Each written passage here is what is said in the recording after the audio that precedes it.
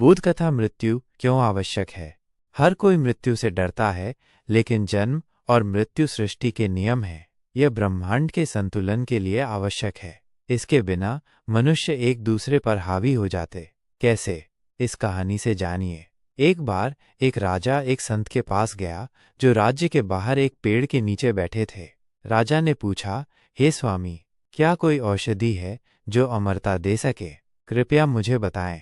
संत ने कहा, हे राजा, आपके सामने जो 2 पर्वत हैं उन्हें पार कीजिए। वहां एक झील मिलेगी, उसका पानी पीने से आप अमर हो जाएंगे। राजा ने पर्वत पार कर झील पाई।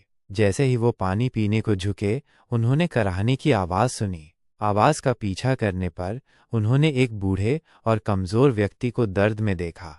राजा ने कारण पूछा तो उस व्यक्ति ने कहा, मैंने इस झील का पानी पी लिया और अमर हो गया। जब मेरी उम्र 100 साल की हुई तो मेरे बेटे ने मुझे घर से निकाल दिया। मैं 50 साल से यहाँ पड़ा हूँ, बिना किसी देखभाल के। मेरा बेटा मर चुका है और मेरे पोते अब बूढ़े हो चुके हैं। मैंने खाना पीना बंद कर दिया है, फिर भी जीवित हूँ। राजा ने सोचा, बुढ़ापे के साथ अमरता का क्या फ़ायदा? अगर मैं अमरता के साथ यौवन भी प्राप्त कर सकूं तो? राजा वापस संत के पास गए और समाधान पूछा, कृपया मुझे अमरता के साथ यौवन प्राप्त करने का उपाय बताएं। संत ने कहा, झील पार करने के बाद आपको एक और पर्वत मिलेगा, उसे पार करिए और एक पेड़ मिलेगा जिस पर पीले फल लगे होंगे। उन फलों में से एक खा लीजिए और आपको अमरता के साथ यौवन भी मिल जाएगा।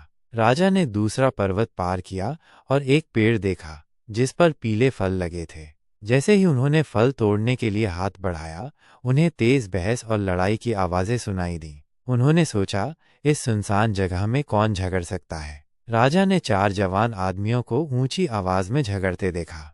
राजा ने पूछा, तुम लोग क्यों झगड़ रहे हो? उनमें से एक बोला, मैं 250 साल का हूँ और मेरे दाहिने वाले व्यक्ति की उम्र 300 साल है। वो मुझे मेरी संपत्ति का हिस्सा नहीं दे रहा। जब राजा ने दाहिने वाले व्यक्ति से पूछा, उसने कहा, मेरा पिता जो 350 साल का है अभी भी जीवित है और उसने मुझे मेरा हिस्सा नहीं दिया, तो मैं अपने बेटे को कैसे दूं? उस आदमी ने अपने 400 साल के पिता की ओर इशारा किया, जिन्होंने भी वही शिकायत की।